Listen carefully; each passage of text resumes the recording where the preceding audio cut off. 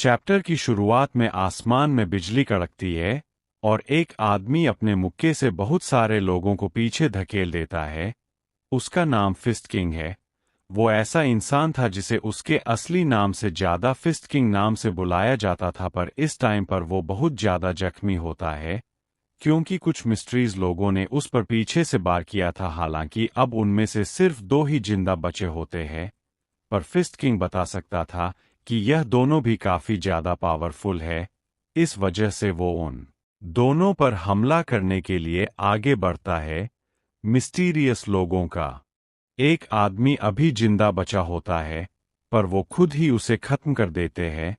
Fist king यह देखकर हैरान होता है और कहता है, तुम्हारी तलवार पर जो सिंबल है और तुम्हारी जो हरकतें हैं, लगता है तुम दोनों डीमोनिक कल से हो, पर क्या तुम दोनों को सच में लगता है कि तुम मुझे हरा सकते हो? वो दोनों उसकी बात सुनकर हंसने लगते हैं। फिस्ट किंग कहता है कि मैं तुम दोनों को सिर्फ 10 मुक्कों में हरा दूंगा। वो उनमें से एक पर हमला करना शुरू करता है और वो अपने हर एक मुक्के को काउंट कर रहा होता है, पर उसका कोई भी हमला सामने वाले तलवार बाज पर नहीं लग रहा होता क्योंकि उसके ऊपर खड़ा आदमी फिस्ट किंग को अपने धागों से रोक रहा होता है। इसी का फायदा उठाकर वह पहला आदमी फिस्ट किंग को अपनी तलवार से चीर देता है, पर फिस्ट किंग गिरने की बजाय अपने एक बहुत ही पावरफुल मुक्के है उस पर अटैक करता है, पर वह आदमी फिस्ट किंग के हमले से बच जाता है। उस हमले से आसपास की बहुत सारी जगह डैमेज हो गई होती है। यह देखकर वो दोनों हैरान होते हैं। फिस्ट किंग मरने से पहले भी उनमें से एक को मुक्का मारता है और वो सोचता है, काश मैं इन दोनों को थोड़ा और पीट पाता। इसी के साथ वो मर जाता है, पर जब वह अपनी आंखें खोलता है तो एक नए शरीर में था। उसके सामने एक लड़की खड़ी थी जो कि उसे होश में आता देख वहां के फिजिशियन को बुलाने चली जाती है।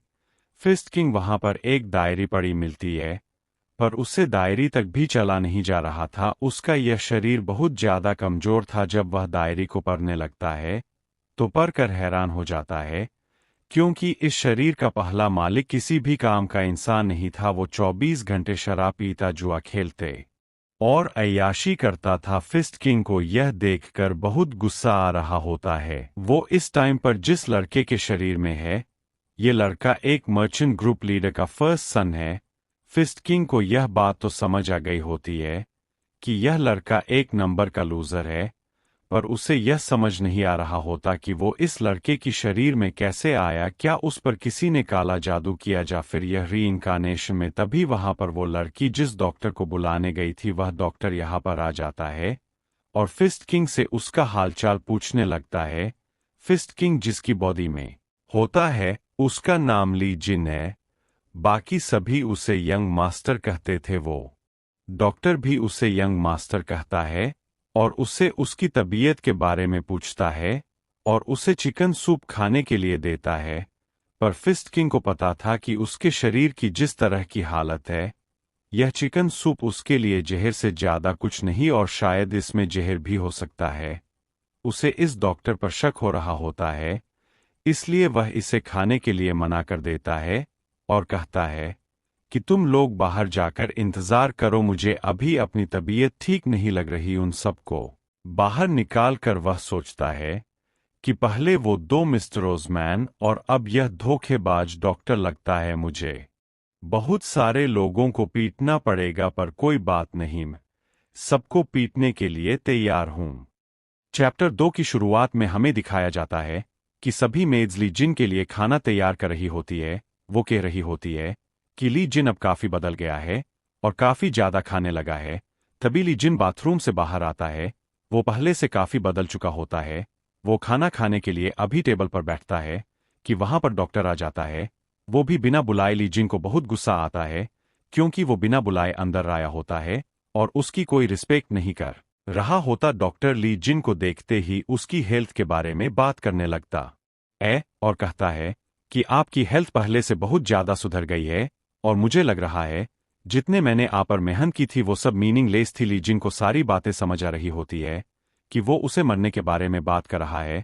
वो डॉक्टर को कहता है क्या तुम चिकन सूप के बारे में बात कर रहे हो? डॉक्टर यह सुनकर हैरान होता है और कहता है कि वो तो आपकी अच्छी सेहत के लिए था। ली जिन कहता है, अच्छा, मुझे तो लगा कि तुम मुझे मारना चाहते हो। डॉक्टर कहता है कि मुझे बहुत बुरा लगा अगर आप मेरे बारे में ऐसा सोचते हैं।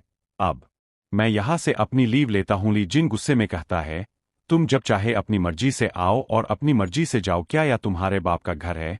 डॉक्टर यह सुनकर हैरान पर हैरान हो रहा होता है, क्योंकि ली जिन ने उससे ऐसे कभी बात नहीं की थी। ली जिन हंसना हुआ कहता है, अरे तो मजाक कर रहा था। वो डॉक्टर को एक लेटर लिखने के लिए कहता है और लेटर में वो लिखने के लिए कहता है कि डॉक्टर मेरा सही तरह से इलाज नहीं कर पाए और उसने मुझे जहर देने की कोशिश की, इसलिए मैंने उन्हें मार दिया। यह सुनकर डॉक्टर शॉक होता उसे समझ आ जाता है कि ली जिन को सब कुछ पता चल गया, पर वो फिर भी नाटक करता हुआ कहता है कि आप क्या बात कर रहे हैं, मुझे कुछ नहीं पता। नहीं। ली जिन अपनी चॉपस्टिक्स को उसकी ओर अटैक करता है, जो कि उसकी गाल को काटते हुए आगे जाती है।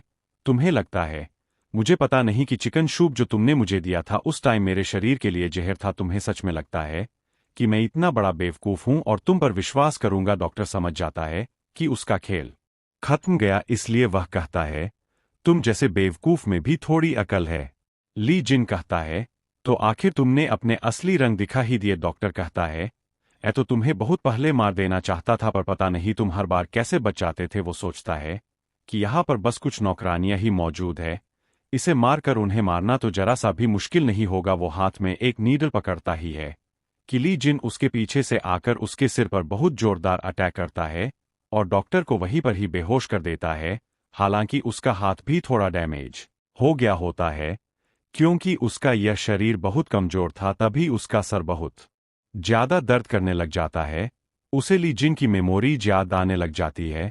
वो देखता है कि ली जिन की जिंदगी कितनी मुश्किल थी। उसके पास अपने दोनों भाइयों में से किसी की बराबरी का टैलेंट नहीं था, जिस वजह से उस पर कोई ज्यादा ध्यान नहीं देता, जिस वजह से उसने शराब पीनी शुरू कर दी। पर इसका भी कोई फायदा नहीं हुआ, उल्टा नुकसान हुआ। जब तक उसे समझ आ पाती बहुत देर हो चुकी थी। ली जिन सोच रहा होता है कि अब उसके पास उसकी सारी की सारी मेमोरी आ गई है, तो अब उसे यह ढूंढने की जरूरत नहीं कि आखिर वो कौन है और वो क्या कर रहा था। अब वो सिर्फ मार्शल आर्ट पर फोकस कर सकता है। पर मुझे अपनी पूरी ताकत हासिल करने के लिए बहुत सारे एलिक्सर्स की जरूरत होगी। अच्छी बात तो यह है कि मैं इस मर्चेंट ग्रुप में हूं जहां पर पैसों की कोई कमी नहीं। अब मैं जितना चाहे उतने पैसे उड़ा सकता हूं। इसके बाद 1 साल बीत जाता है और एक गार्ड वहां पर ली जिन को लेने आता है, पर वह यह देखकर हैरान होता है ली जिन कितना बदल चुका है और ली जिन भी उसकी ओर मुड़ के देखा है। चैप्टर 2 खत्म होता है। 1 साल बीत चुका है। मैंने अपने एंगाई को फिर से बना लिया। इसके सिवा मैंने सारे मार्शल आर्ट सीख लिया जो कि मेरे जिंदा रहने के लिए जरूरी है। उनके नाम है मोबिलिटी आर्ट और एनलाइटन बॉडी आर्ट। यह सभी मार्शल आर्ट मुझे लाइटनिंग और व्हाइट थंडर के 4th फेज को कंट्रोल करने में हेल्प करते हैं। सब कुछ आराम से जा रहा है, पर यह काफी नहीं है। तभी एक गार्ड की आवाज आती है। वह कहता है, यंग मास्टर, आपसे इतने सालों बाद मिलकर मुझे काफी खुशी हुई। मेरा नाम मोक इंसीप और मैं गार्ड स्क्वाड से हूं। मैं आपके लिए मैं हाउस से लेटर लेकर आया हूं। वो गार्ड यह कह तो रहा होता है, पर साथ ही साथ वो अंदर से हैरान होता है कि आखिर यंग मास्टर इतने बदल कैसे गए। इसके बाद वो एक जगह पर बैठकर मेन हाउस से आया लेटर पढ़ रहे थे। उसमें लिखा होता है, फादर की तबीयत खराब है। हमारा एमसी गार्ड से पूछता है, मेरे फादर के बीमार होने की वजह क्या है? गार्ड के मुताबिक यह सब ट्रसुंग ग्रुप की वजह से हो रहा है। उन्हीं की वजह से हमारा मेन हाउस कर्जे में चला गया। हमारा एमसी पूछता है कि क्या हमने सच में उनसे इतना कर्जा लिया? गार्ड कहता है, नहीं, पर वो बाकी के सभी सेक्स को हमारे खिलाफ करके हमारे ऊपर यह थोप रहा है। मुझे लगता है कि यह उनकी साजिश है। हमारे ग्रुप कैप्टन कुछ कर भी नहीं सकते क्योंकि उनके ग्रुप का लीडर ओयंग है। एमसी सोचता है, एने ओयंग के बारे में मैंने सुना है, पर अब मैं जब यहां पर हूं तो यह इस मर्चेंट ग्रुप का कुछ नहीं कर पाएगा। वह गार्ड से कहता है, अब तुम्हारे साथ आऊंगा और उससे डील करूंगा। गौर सोचता है, डील करूंगा कैसे? वो एमसी को बताता है कि फादर के बेहोश होने के पीछे एक और बड़ी वजह है। आपके दोनों छोटे भाई आपस में तलवारों के साथ लड़ रहे थे और फादर ने यह देख लिया, जिस वजह से वह वहीं पर बेहोश हो गए। एमसी कहता है, मुझे यह मत कहना कि वो गुस्से की वजह से बेहोश हो गई। शायद से हाँ, मुझे यकीन नहीं होता कि वो दोनों फादर के सामने फाइट कर रहे थे, वो भी तलवारों के साथ। गार्डन उसे समझाने की कोशिश करता है, पर एमसी कहता है, मेन हाउस आऊंगा, और वह खड़ा होकर कहता है, अब तुम जा सकते हो। यह सारी बातें गार्ड अपने साथियों को बता रहा होता है कि first young master perfect martial artist बन गए, पर सब उसका मजाक उड़ाते हैं और ऊपर से गार्ड के ऊपर हंस भी रहे होते हैं। उनमें से एक लाल बालों वाला कहता है, अगर तुम्हें मजाक ही करना है तो कुछ ऐसा कहो जिस पर हम यकीन कर सके, जैसे कि वॉइस कैप्टन। पर उसके शब्द पूरे होने से पहले ही उसके पीछे वाइस कैप्टन आ जाता है, जो कि काफी खुश होता है कि एमसी की हेल्थ सुधर गई है। वो कहता है कि एमसी के पास पहले से ही मार्शल आर्ट सीखने के लिए एक अच्छी बॉडी थी। इसके साथ ही साथ वो उस लाल बालों वाले के सर को बहुत जोर से दबा रहा होता है, और तभी उन्हें आवाज आती है कि एमसी घर वापस आ चुका है। उनमें से कुछ तो गार्ड खुश होते हैं, पर उसे जाकर मिलना नहीं चाहते थे, पर फिर भी वाइस कैप्टन के कहने पर वो एमसी से मिलने जाते हैं। एमसी यह देखकर काफी खुश होता है कि उसका घर काफी ज्यादा बड़ा है। इसके बाद वो सीधा ही अपने फादर को मिलने जाना चाहता था, पर वो यह भी सोच रहा था कि कोई उसे वेलकम करने क्यों नहीं है आया। तभी वहां पर बहुत सारे गार्ड हाथों में भाले लेकर वहां पहुंच जाते हैं और उसे वापस आने के लिए मुबारकबाद कहते हैं। वाइस कैप्टन अपना सिर झुकाकर एमसी को वेलकम करता है। वाइस कैप्टन काफी खुश होता है और कहता है, यंग मास्टर, मैं आपको पहले से ज्यादा हेल्थी देखकर काफी खुश हूं। लाल बालों वाला सोचता है कि वाइस कैप्टन, यह लड़का आपकी जरा सी भी इज्जत नहीं करता। किसने पिछली बार भी आपको इग्नोर कर दिया था, यह इस बार भी वही करेंगे। पर एमसी यूजन सबको ग्रीट करता है। सभी गॉड्स यह देखकर हैरान होते हैं। वाइस कैप्टन भी काफी खुश होता है। वह एमसी से कहता है कि मैंने आप आ रहे हैं, इसके बारे में आपके फादर को पहले ही बता दिया। आप बस थोड़ा टाइम वेट कीजिए, आप थोड़े टाइम बाद उनसे मिल सकते हैं। तभी वहां पर एमसी का तीसरा भाई आ जाता है और अपने एमसी को चिढ़ आने लगता है। वह कहता है कि तुम पहले से जरा भी नहीं बदले, और तुम मेरी और कैसे देख रहे हो, अपनी आंखें नीचे करो। वॉइस कैप्टन को पता होता है कि हमारे एमसी का तीसरा भाई पहले उसे मारता था, इसलिए वह बीच में आकर उसे रोकने की कोशिश करता है, पर वो उसके मुंह पर थप्पड़ मार देता है, जिस वजह से एमसी को गुस्सा आ जाता है। एमसी का तीसरा भाई कहता है कि ऐसे बड़ी बड़ी आंखें कर मुझे क्या देख रहा है, आज मैं तुम्हें इतना मारूंगा कि तुम्हारी कभी मेरी आंखों में देखने की हिम्मत नहीं होगी। एमसी उसके गाल पर हाथ लगाता है और उसके मुंह पर एक जोरदार थप्पड़ मारता है। इसके बाद वह उसके कंधे को पकड़कर उसे तोड़ने लगता है।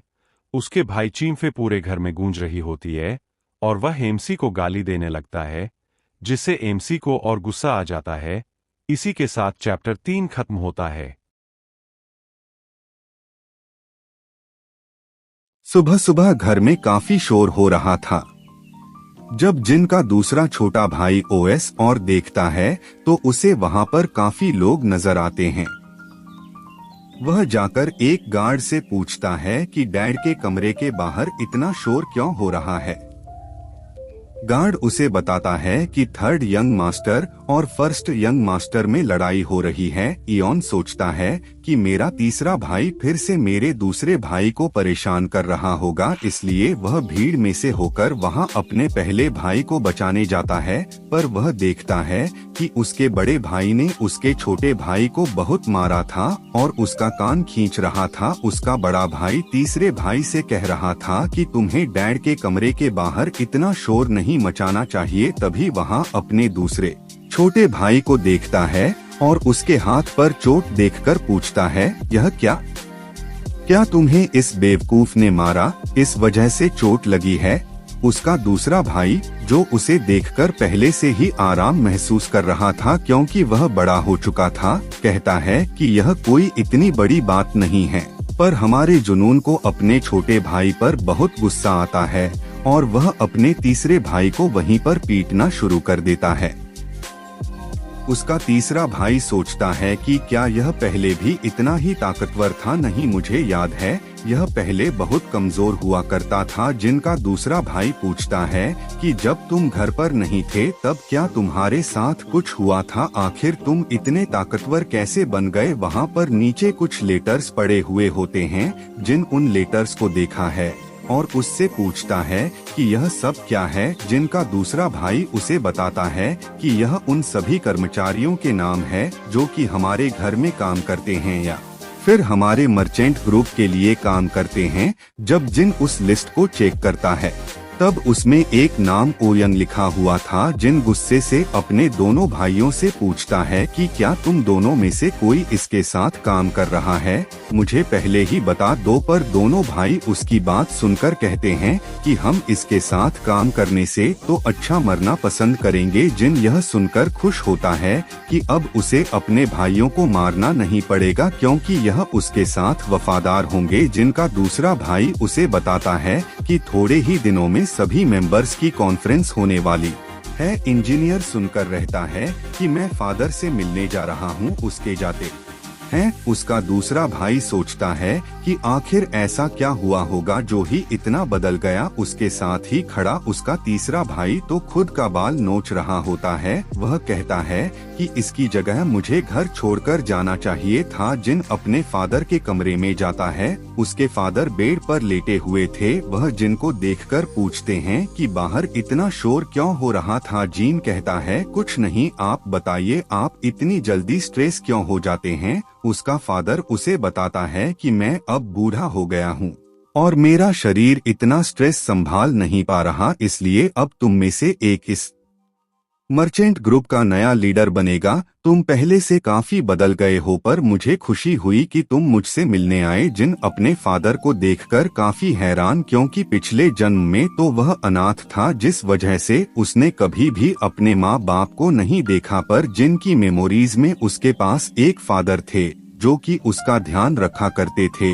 वह बहुत बड़े इंसान थे, आंखें भी इतने छोटे के लग रहे हैं। जिन अपने फादर से वादा करता है कि अब आपको कोई भी स्ट्रेस लेने की जरूरत नहीं पड़ेगी, जो भी आपको स्ट्रेस देगा मैं उसे जिंदा नहीं छोड़ूंगा। जिनके फादर यह सुनकर डर जाते हैं। जिनकी मुस्कुराहट उन्हें काफी डरावनी लग रही थी। इसके बाद हमें मर्चेंट कॉन्फ्रेंस का सीन दिखाया जाता है, जहां पर सभी बात कर रहे थे कि आज मर्चेंट ग्रुप लीडर का सबसे बड़ा बेटा यहां पर आया है। आखिर इसकी वजह क्या होगी, यह तो किसी काम का भी नहीं, तो यहाँ आकर यह करेगा क्या। वह सब उसका मजाक उड़ा रहे थे। बातों में जिनका तीसरा भाई सभी को बताता है कि क्या आप सभी ने फैसला कर लिया है जिन चीजों के बारे में हमने पहले बात की थी।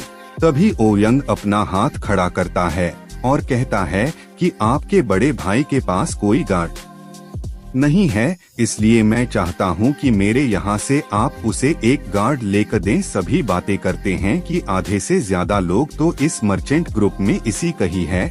यह अपने लोगों को इस ग्रुप में और ज्यादा बढ़ा रहा है। यह तो बिल्कुल सही बात नहीं। पर तभी ओयंग उनकी और एक गिलास फेंकता है और उन्हें चुप कर देता है। ओयंग काफी पावरफुल मार्शल आर्टिस्ट था, इसलिए वह सब उसकी बात मान लेते हैं। वह फिर से पूछता है क्या किसी को दिक्कत है। तभी जिन अपना हाथ खड़ा करता है और कहता है कि मुझे दिक्कत है। वह वहां जाकर जिस जगह पर ओयंग बैठा हुआ था उसे जगह पर एक जोरदार मुक्क मारता है और वह जगह चकनाचूर हो जाती है। वह कहता है कि मैं अब इस मर्चेंट ग्रुप का नया लीडर हूँ। उसने ऐसा क्यों किया, इसे समझने के लिए हमें दिखाया जाता है कि कुछ समय पहले जिन अपने भाई से बात कर रहा था कि हमें आओजंग को उसकी सीट से हटा देना चाहिए। उसके छोटे भाई के पूछने पर कि हमें ऐसा क्यों करना चाहिए, जिन उसे दिखाता है कि आओजंग ने कितने सारे अपने आदमियों को हमारे मर्चेंट ग्रुप में भर्ती कर लिया। उसका छोटा भाई भी यह देखकर हैरान होता है कि आओजंग के कितने सारे आदमी यहाँ पर मौजूद है। जब वह पूछता है कि तुम आओजंग को रोकोगे कैसे, तो जिन कहता है तुम सब मुझ पर छोड़ सकते हो। हमें दिखाया जाता है कि जिन का छोटा भाई बहुत अजीब चेहरा बना रहा होता है और सोच रहा होता है कि तुमने तो कहा था कि तुम सब संभाल लोगे, तो तुम यह तोड़ फोड़ के हम जा रहे हो। जिन ने आओजंग के सामने का टेबल तोड़ाकर उसे फाइट का चैलेंज दे दिया होता है। आओजंग आदमी जिनके ऊपर तलवार तान देते हैं, जिससे सभी को पता चल जाता है कि आओजंग और उसके आदमी भरोसे के लायक तो बिल्कुल नहीं है। इसके बाद वह दोनों आपस में लड़ने वाले थे, पर आओजंग उन्हें यह कहकर रोकने की कोशिश करता है कि शायद जिनका दिमाग खराब हो चुका है। जिनकी सच्चाई सबके सामने बता देता है। वह बताता है कि आओजंग ने उसे मरने के लिए एक डॉक्टर को भेजा था। इसके अलावा इसने मेरे छोटे भाई को भी अपने जाल में फंसाने की कोशिश की, जो वह अपने बड़े भाई को मार सके। आओजंग बहुत जोर जोर से हंसने लगता है और कहता है कि तुम इतनी बकवास तो कर रहे हो, पर क्या तुम्हारे पास इन सब बातों का कोई सबूत है? जीन कहता है, क्यों ना मैं तुम्हें उसे डॉक्टर की बॉडी दिखाऊं जिसे तुमने मुझे करने के लिए भेजा था, पर मैंने उसे जमीन में गड़ दिया। आउजन यह सुनकर बहुत ज्यादा गुस्सा हो जाता है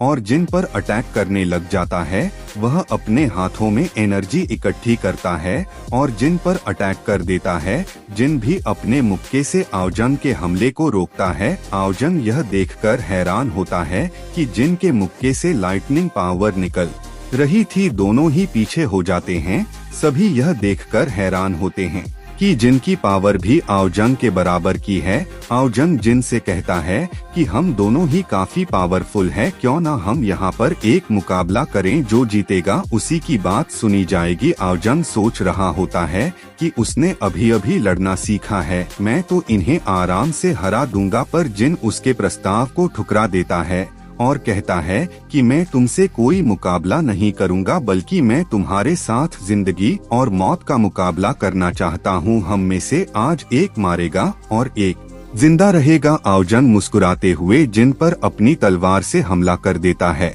और कहता है कि तुमने अभी लड़ना ही सीखा है, पर तुम्हारे पास अभी बहुत कम एक्सपीरियंस है और मुकाबला एक्सपीरियंस से जीते जाते हैं। जिन उसके हमले से बचते हुए कहता है, अगर बात एक्सपीरियंस किया तो मैं तो तुम्हारा बाप हूँ। जिन अपने हाथ में लाइटनिंग पावर इकट्ठी करता है और आउजन के पेट पर एक बहुत जोरदार मुक्का मारता है, जिससे आउजन के होश ठिकाने आ जाते हैं। जिन यहीं पर नहीं रुकता और कहता है, मैं तुम्हें अभी अपना एक्सपीरियंस दिखाता हूँ। वह बहुत फास्ट स्पीड से आउजन की ओर जाता है और उसे पर बहुत सारे हमले करने लग जाता है। आउजन और जिनके किसी भी हमले से बच नहीं पा रहा होता। वह सोचता है कि यह सही नहीं, मुझे ऐसा बिल्कुल नहीं लग रहा है कि मैं ऐसे इंसान से लड़ रहा हूँ जिसने अभी अभी मार्शल आर्ट सीखा है। यह तो उसे बहुत ज्यादा पावरफुल है। आउजन गुस्से में अपनी तलवार में अपनी एनर्जी डालता है